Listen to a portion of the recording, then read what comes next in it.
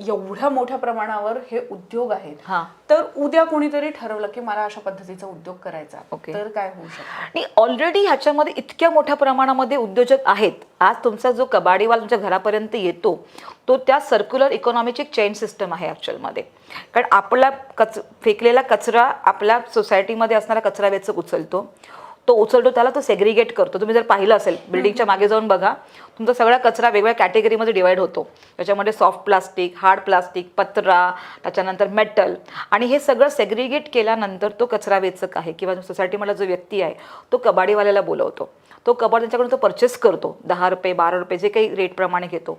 मग हा कबाडीवाला त्याच्यापेक्षा मोठ्या कबाडीवाल्याकडे जातो आणि ह्या चेन सिस्टम थ्रू हा सगळा जो प्लास्टिक आहे किंवा हे जो सगळा वेस्ट किंवा ह्याला रिसोर्स हा सगळा रिसायकलिंग एजन्सीकडे जातो.